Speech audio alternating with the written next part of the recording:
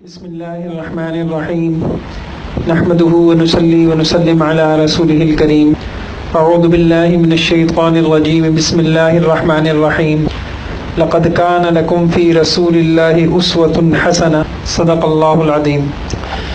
حضور پاک صلی اللہ علیہ وسلم کی پاکیزہ سیرت سے متعلق انشاءاللہ کچھ سلسلہ شروع کر رہا ہوں، اور انتہائی اہم ہے۔ یہ دین سیکھنے سکھانے کی ایک ترتیب ہے، یہ خالی بیانات نہیں ہے۔ میں حضور پاک صلی اللہ علیہ وسلم کی سیرت کے اس پہلو سے متعلق انشاءاللہ بات عرض کروں گا کہ حضور صلی اللہ علیہ وسلم کے ہم پر کیا حق ہیں۔ آپ میں سے ہر انسان اس بات کو جانتا ہے کہ جو انسان دوسروں کا حق ادا نہیں کرتا وہ ظالم ہے، اور حقوق انسانی کی باقاعدہ جو ہے وہ تنظیمیں بنی ہوئی ہیں۔ حقوق انسانی انسانوں کے حق، کوئی کہتا ہے عورتوں کے حق، کوئی کہتا ہے مزدوروں کے حق، کوئی کہتا ہے جو ہے فلاں کے حق، تاجروں کے حق۔ تو سب سے بڑا حق اللہ کا، اور اللہ کے حق کے بعد سب سے بڑا حق جناب رسول اللہ صلی اللہ علیہ وسلم کا۔ دوسروں کے حق میں حق تلفی ہو گئی وہ چھوٹا جرم ہے، اور محمد الرسول اللہ صلی اللہ علیہ وسلم کے اگر حق ہم پورے نہ کر پائے ہم کہاں جائیں گے؟ ایک ہی تو سہارا ہے ہمارے پاس، شفاعت کا سہارا۔ کیا ہمارے عمل ہیں؟ عمل تو نبی ڈرتے تھے کہ ایک حدیث میں اللہ کے نبی نے کہا کوئی انسان جو ہے اپنے عمل کی بنیاد پر جنت میں نہیں جائے گا، اللہ کے فضل، اللہ کے کرم، اللہ کی رحمت کی بنا پر جائے گا۔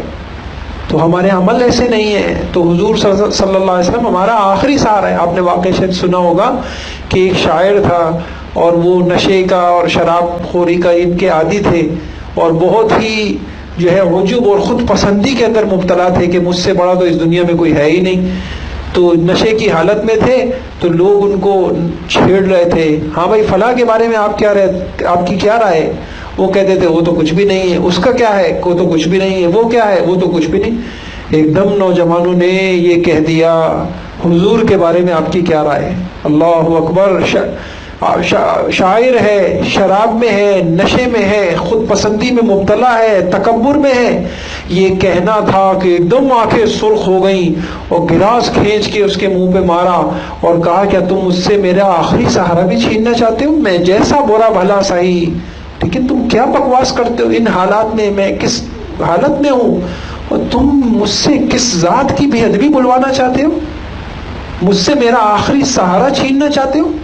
آپ نے دیکھا کہ الحمدللہ مسلمان کتنا گیا گزرا ہو جائے، لیکن محمد الرسول اللہ صلی اللہ علیہ وسلم الحمدللہ جب حضور پاک صلی اللہ علیہ وسلم کی بات آتی ہے تو کوئی مسلمان کتنی گندگیوں میں مبتلا ہو، وہ مسلمان برداشت نہیں کر سکتا کہ حضور پاک صلی اللہ علیہ وسلم کی ہستی پہ ہاتھ اٹھایا جائے یا انگلی اٹھائی جائے، آپ کے بارے میں کوئی انسان ذرا سی بھی کوئی بات کرے۔ تو یہ بھی اللہ کی طرف سے ہے۔ تو میں نے عرض کیا، میں یہ عرض کرنا چاہ رہا تھا کہ اللہ کے نبی ہمیں سب کا اپنے حق پتہ ہوتے ہیں۔ آج بیوی کہتی ہے میرا حق کیا، شوہر کہتا ہے میرا حق کیا، تو ہم اپنے حق کو بہت اہمیت دیتے ہیں۔ کیا مطلب اگر میرے حق تلفیاں ہو رہی ہیں اس ادارے کے اندر، میری کوئی ویلیو نہیں ہے، میری کوئی حیثیت ہی نہیں ہے، مجھے یہاں ذلیل کیا جا رہا ہے، میرے حق نہیں ادا ہو رہے، میں یہاں نہیں رہ سکتا، میں ان لوگوں میں نہیں رہ سکتا۔ ہم کس نگاہ سے ان لوگوں کو دیکھتے ہیں جو ہماری حق تلفی کرتے ہیں۔ تو حتیٰ کہ میاں بیوی میں طلاقیں ہو جاتی ہیں، خاندان ٹوٹ جاتے ہیں جب ایک دوسرے کی حق تلفیاں ہوتی ہیں۔ آپ ذرا تصور کیجئے جب کائنات کے محسن خاتم الانبیاء اور کائنات کے سردار جناب نبی کریم صلی اللہ علیہ وسلم کی حق تلفی ہوگی تو یہ کوئی چھوٹا جرم ہے؟ یہ کوئی چھوٹا جرم ہے؟ تو سب سے پہلی بات تو یہ ہے حق تلفی۔ اب ہم یہ کہ طے کریں کہ انشاءاللہ اللہ کے نبی کی حق تلفی ہم نہیں کریں گے، ہم اپنی نسلوں کی ایسی تربیت کریں گے، ہماری نسل کا ایک ایک بچہ ہمارے گھر کا ایک ایک فرد محمد الرسول اللہ کے حق ادا کرنے والا۔ ہم ظالم نہیں، ہم اتنا بڑا ظلم دنیا میں نہیں کر سکتے کہ کل قیامت میں ہم عدالت کے اندر اس طرح مجرم بن کے پیش ہوں کہ یہ محمد الرسول اللہ کی حق تلفی کرنے والا امتی ہے۔ سب چل جائے گی بات، یہاں جب بات آ جائے گی تو پھر کہاں ہوگا؟ یہاں جب بات آ جائے تو اب سوال یہ ہے کہ حق تلفی سے جب بچنا ہم نے طے کیا تو سب سے پہلی بات یہ ہوئی ہمیں حقوق کا پتہ ہونا چاہیے، حضور کے حق کیا ہے۔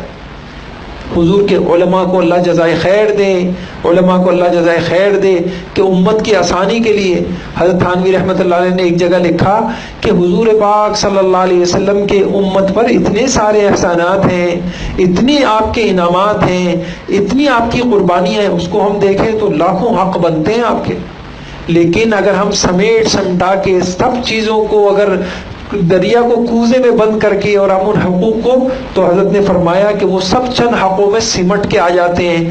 انشاءاللہ جو ان چند حق کو ادا کر دے گا اللہ کی ذات سے امید ہے کہ وہ حق تلفی کرنے والا شمار نہیں ہو۔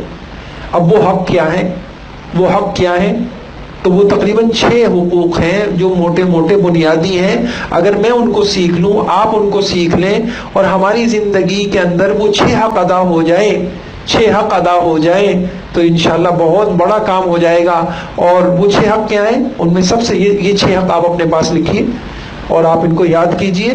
اور آپ کی یعنی اگر آپ یوں کہیں کہ اگر کوئی ماں یوں چاہتی ہے کہ میں اپنی بچے کو لا الہ الا اللہ محمد الرسول اللہ سکھانا چاہتی ہوں، تو انشاءاللہ جو میں یہ عرض کر رہا ہوں 6 حق، اگر آپ نے یہ 6 حق سکھا دیے آپ نے محمد الرسول اللہ سکھا دیا، آپ نے ایک اچھا امتی بنا دیا۔ تو پہلا حق کیا ہے؟ پہلا حق نبی کریم صلی اللہ علیہ وسلم پر ایمان لانا، آپ کے رسول ہونے کی، آپ کی رسالت کی تصدیق کرنا، پہلا حق ہے آپ کا۔ تفصیل عرض کرتا ہوں۔ دوسرا حق حضور پاک صلی اللہ علیہ وسلم پہ کثرت سے درود شریف پڑھنا۔ یہ جو باتیں آ رہی ہیں اس دوران بھی آپ جب میں حضور صلی اللہ علیہ وسلم کا نام لوں آپ درود شریف پڑھیں صلی اللہ علیہ وسلم۔ اور تیسرا حق کیا ہے کہ حضور صلی اللہ علیہ وسلم سے وابستہ ہر چیز کا ادب اور تعظیم اور احترام کرنا۔ اور چوتھا حق ہے حضور پاک صلی اللہ علیہ وسلم کی کامل اتباع کرنا، حضور پاک صلی اللہ علیہ وسلم کی کامل اتباع کرنا، پیروی کرنا، آپ کے نقش قدم پہ چلنا۔ اور پانچواں حق ہے حضور پاک صلی اللہ علیہ وسلم سے محبت کرنا۔ یہ ایک جو عنوان ہے وہ اتنا بڑا ہے کہ مہینوں اس پہ بولا جا سکتا ہے، اور قرآن اور حدیث میں اس سے متعلق اتنی ہدایات ہیں کہ پوری کتابیں اس ایک بات پہ لکھی گئی ہیں۔ میں بہت ہی یہ سالوں سے میں محنت کر رہا تھا ان چیزوں کو، اور ابھی تک چل رہا ہے یہ کام کہ اس کو اللہ کرے کہ مختصر سے مختصر اور عوام کے سامنے ایک ایسی چیز سامنے آ جائے کہ جامع اتنا ہو کہ ساری کوئی اہم بات چھوٹے نہیں، اور جو ہے آسان اتنا ہو کہ ساری باتیں سامنے آ جائیں عمل کے لیے۔ چھٹی بات یہ ہے کہ چھٹا حق یہ ہے کہ حضور پاک صلی اللہ علیہ وسلم کے لائے ہوئے پیغام کو، آپ کی دین کو، اور آپ کے پیغام اور آپ کی دین کی مدد کرنا، نصرت کرنا، اس کو پھیلانا، اس کی حفاظت کرنا، اس کی اشاعت کرنا، یہ ہے ہماری زندگی۔